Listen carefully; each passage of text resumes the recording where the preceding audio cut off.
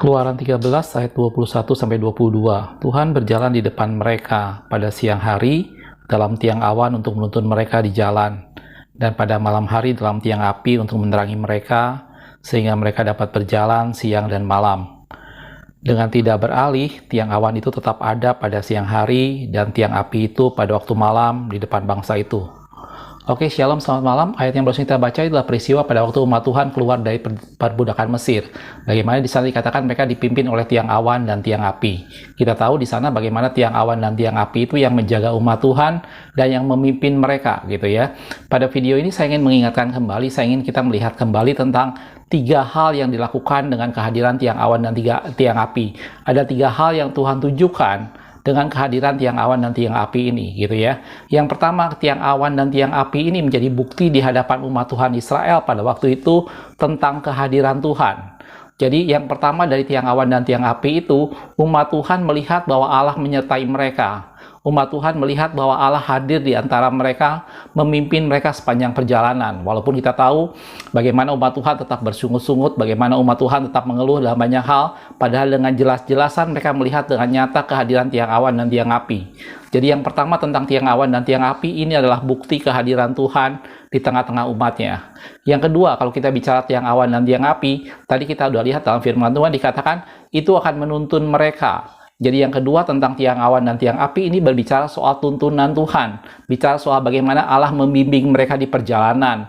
Allah pertama menyatakan dirinya dalam bentuk tiang awan dan tiang api, itu bukan bukti kehadiran Allah. Dan yang kedua, tiang awan dan tiang api ini bicara soal bagaimana Allah memimpin mereka. Yang kedua, dalam tiang awan dan tiang api itu membuat umat Tuhan dituntun sepanjang perjalanan sehingga mereka tahu kemana mereka harus berangkat. Dalam firman Tuhan dikatakan, pada saat tiang awan itu berhenti, maka mereka pun berhenti dan berkemah di sana. Tetapi pada saat tiang awan atau tiang api itu mulai bergerak, maka mereka pun mulai bergerak dan berjalan. Jadi yang kedua, kalau kita bicara tiang awan dan tiang api, ini bicara soal tuntunan Tuhan, pimpinan Tuhan, bagaimana umat Tuhan mengikuti derap langkah yang Tuhan pimpin. Jadi yang pertama bicara soal kehadiran Tuhan, yang kedua bicara soal pimpinan Tuhan. Dan hal yang ketiga dalam tiang awan dan tiang api, tadi kita sudah lihat dikatakan, pada siang hari, tiang awan memimpin mereka, dan pada malam hari ada tiang api. Gitu ya. Tiang awan di sini tentu saja berbicara dan tiang api tentu saja bicara soal perlindungan. Bagaimana kalau kita tahu di padang belantara atau padang gurun, pada siang hari suhu sangat panas, sehingga tiang awan itu menutupi mereka, memberikan peneduhan kepada mereka untuk mereka berjalan di padang belantara.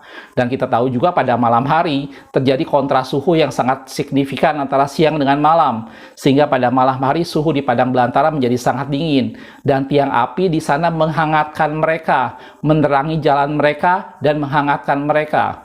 Jadi yang ketiga tentang tiang awan dan tiang api, ini bicara soal perlindungan Tuhan, bicara soal bagaimana Allah menjaga umatnya dari segala sesuatu yang mungkin terjadi.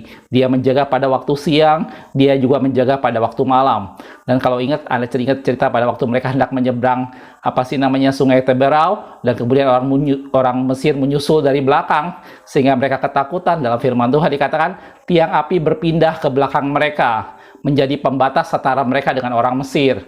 Dan itu menunjukkan perlindungan Tuhan.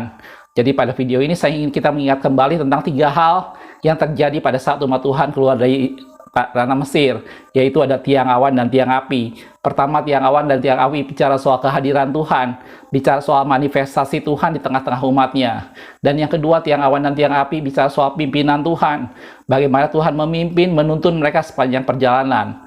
Dan ketiga, tiang awan dan tiang api bicara soal perlindungan Tuhan, bagaimana Allah melindungi mereka dari segala sesuatu yang membahayakan mereka sampai mereka masuk dalam tanah perjanjian. Jelas saudaraku, dan ini juga menjadi masukan buat kita semua, bahwa Anda dan saya, kita dibebaskan dari perbudakan Mesir dengan tangan yang kuat. Tuhan bebaskan kita dengan darahnya sendiri. Dan sepanjang perjalanan kita menuju tanah perjanjian, ingat ada tiang awan dan tiang api yang menjaga kita. Itu adalah bukti kehadiran Allah, itu adalah tuntunan Tuhan, dan itu adalah perlindungan Tuhan. Melalui firman Allah dan Roh Kudus kita dijaga, kita dituntun, dan kita melihat kehadiran Allah di sana. Jelas saudaraku? Makasih sudah menonton. Kita ketemu di video berikutnya. Tuhan Yesus memberkati.